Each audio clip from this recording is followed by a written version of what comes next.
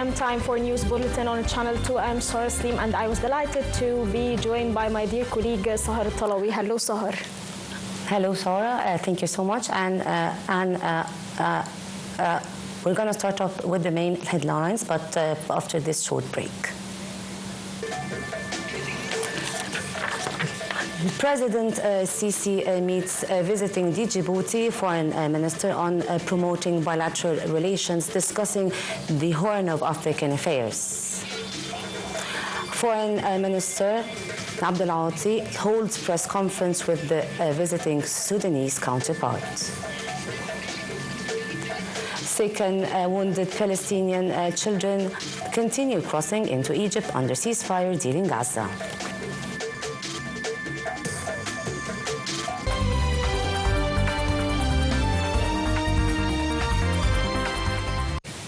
Welcome back to the news in details. President Abdel Fattah al-Sisi received Sheikh Fahd Youssef Saud al-Sabah, Kuwaiti First Deputy Prime Minister, Minister of Defense and Interior, with the attendance of Minister of Defense and Military Production Abdel Majid Saqr and Minister of Interior Mahmoud Tawfiq. Presidential spokesman said that the Kuwaiti Defense and Interior Minister conveyed greetings from Sheikh Mash'al al-Ahmad al-Gabir al-Sabah to President al-Sisi, stressing on the historic ties binding the two countries' leaders and people. President al-Sisi also stressed on the deep and historic strategic relations between Egypt and Kuwait and expressed Egypt's keen interest to enhance bilateral ties in various fields, namely economy, investment, security, and defense.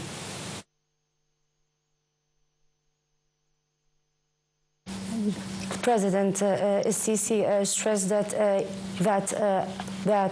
Egypt is continuing its efforts to support the unity and stability and the territorial of Somalia. This came during President al-Sisi meeting with Djibouti's Minister of Foreign Affairs and International Cooperation Mahmoud Ali Youssef in the presence of the Foreign Minister Badr Abdel-Ati. The meeting tackled the latest development in the Red Sea, particularly in the Somalian, where both Egypt and Djibouti participate in a peace mission. The two sides agreed on the necessity of joint actions to ensure the restoration of the security in Bab el-Mandeb Strait and the normal navigation in the Red Sea. The meeting also touched on the situations on the Horn of Africa as they reviewed the exerted efforts to restore security and stability in the region. During the meeting, the Djibouti minister convened the greetings and the appreciations of President Ismail Omar, who emphasized his keenness to promote the bilateral relations. On his part, President al-Sisi hailed deep bilateral Egyptian-Djibouti relations and asserted on Egypt's keenness to enhance them. Foreign Minister Badr Abdel-Ati said ties with Djibouti are deep, stressing keenness to boost them. Abdel-Ati was speaking during a joint press conference with the visiting Djibouti Foreign Minister Mahmoud Ali Youssef. During the press conference, Abdel-Ati said he will visit Djibouti in the near future for the Egypt-Djibouti Business Forum. He stressed keenness to encourage investments between the two sides. Abdel-Ati stressed the importance of the security of the Red Sea and maritime freedom in this vital area, adding Egypt and Djibouti were the states most affected by developments in the Red Sea. During the press conference, Abdel-Ati announced the establishment of an Egyptian logistic area inside Djibouti to showcase Egyptian products.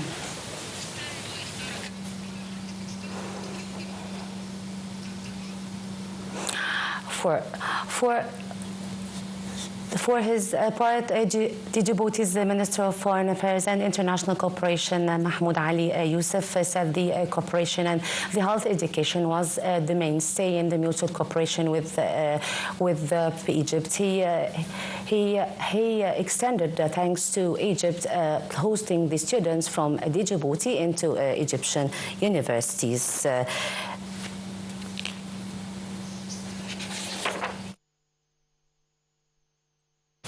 Foreign Minister Abdel asserted Egypt's full support to Sudan until he restores his African Union membership.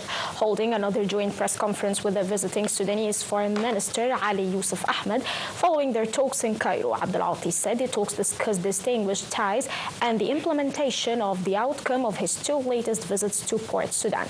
He added that a political consultations committee will be held between Egypt and Sudan this month in Cairo. For his part, the Sudanese Foreign Minister said Sudan is communicating with Egypt regularly.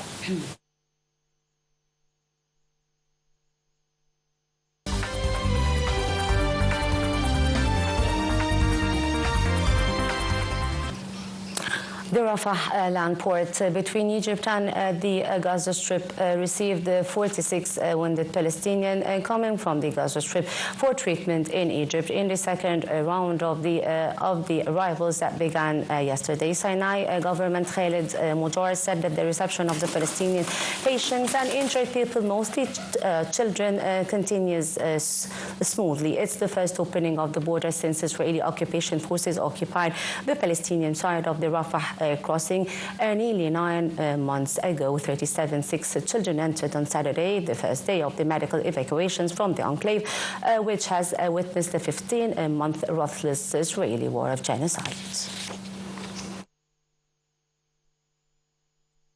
Meanwhile, Deputy Prime Minister and Minister of Health Dr. Khalid Abdel presided over the first ministerial meeting of the Executive Committee tasked with the reception of injured Palestinians coming from the Gaza Strip. Health Ministry spokesman Dr. Hussein Abdel said that there is full coordination among state institutions to provide all support for Palestinian patients and injured under directives from President Abdel Fattah al-Sisi. The spokesman said measures are taken to provide all logistics with regards to the movement of some cases to adjacent governorates if needed. He said the hospitals across Suez Canal cities have been put on the highest level of preparedness to receive patients and provide them with the best medical service.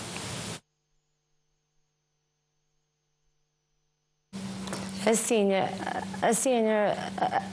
senior official in the Rafah border crossing in the northern Sinai said 120 humanitarian aid trucks crossed into Gaza, including 10 carrying fuel and gas supplies. The sources said the trucks are allowed into Gaza after being searched at the Al-Ouga and Qarm Abu Al-Salim crossing. The source also said that 2,760 trucks have crossed to Gaza Strip since the ceasefire went to effect on January 19th, 2,593 of which carrying the humanitarian aid and 167 carrying fuel and cooking gas.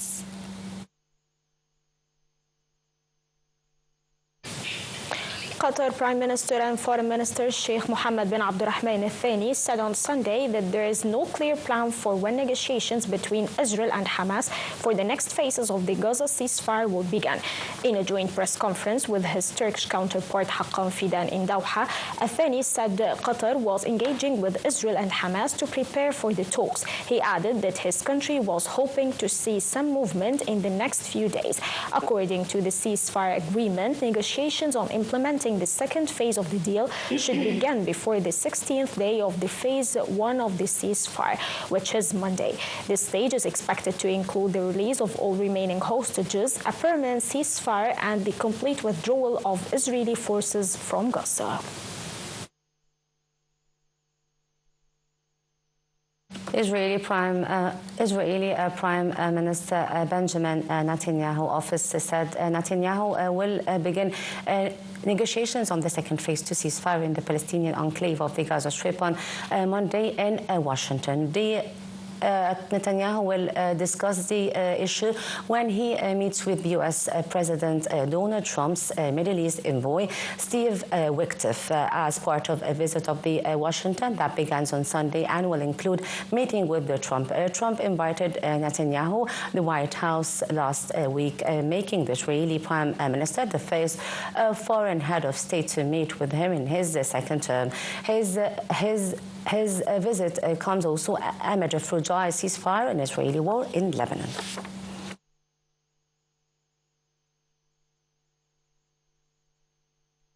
Hours earlier, the fourth round of Israeli and Palestinian prisoners exchange was completed under the first phase of the truce deal in Gaza. 183 Palestinian prisoners and detainees were released from Israeli jails after Hamas freed 3 Israeli prisoners in the southern Gaza Strip.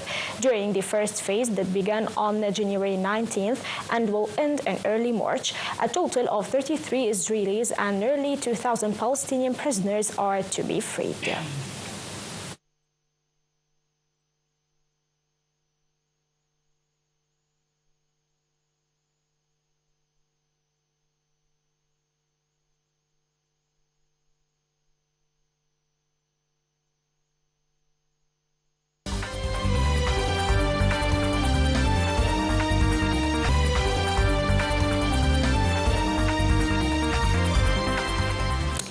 Welcome back.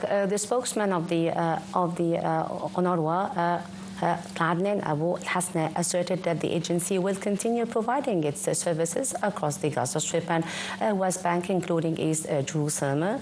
On Friday, Britain, France, and Germany reiterated the grave concern over Israeli implementing a law forbidding any contact between its officials and the UNRWA Israeli occupation forces closed the UNRWA main headquarters in Sheikh Jarrah district in Jerusalem.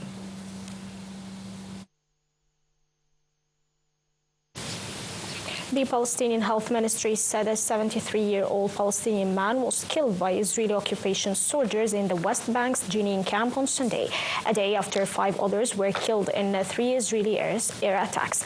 2 of yesterday's Israeli strikes hit Jenin and the 3rd Qabatia, and the 5 killed people included a 16-year-old. Witnesses reported a large deployment of Israeli forces in the morning around the towns of Tubas and Tamun, southwest of Jenin. Israeli forces were also blocking the exits of the nearby Faria refugee camp and entering homes. Israeli troops or settlers attacks have surged across the West Bank since the Gaza war broke out in 2023, killing at least 882 Palestinians.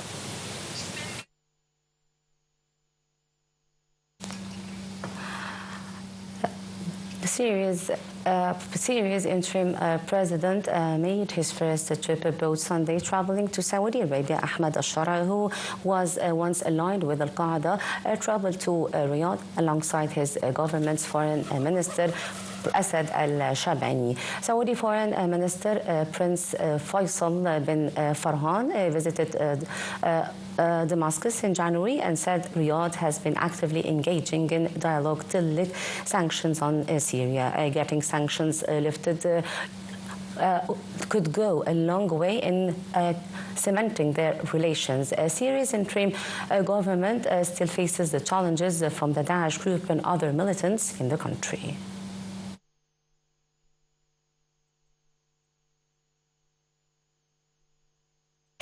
U.S. President Donald Trump said that his country's forces carried out airstrikes in Somalia, targeting a senior Daesh attack planner and other members of the terrorist group, killing many of them. U.S. Secretary of Defense bethha said the strikes were carried out in the Gulf Mountains. A Somali government statement issued in Mogadishu said the operation in the Bari region was coordinated by the Somali and American governments.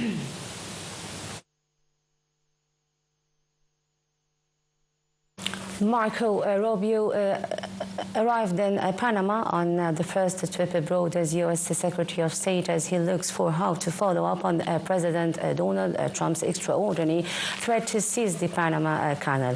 Rubio's mission came as Trump imposed the slave tariffs on Canada, Mexico, and China. Another step showing a far more aggressive U.S. foreign policy. Rubio will travel later to 4 other Latin American countries for an agenda focused on the migration.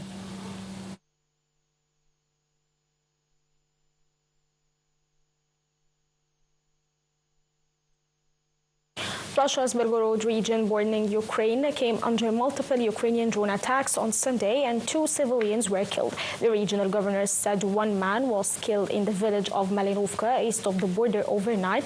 Several other settlements came under Ukrainian attack on Sunday morning. Later in the day, a woman died in hospital and another civilian suffered injuries after a passenger car came under a drone attack. In another development, Kiev and Moscow traded blame for a strike on a school in Ukrainian occupied town in Russia's Kursk region, while Kiev also said the weekend missile and drone attacks killed at least 15 people in Ukraine.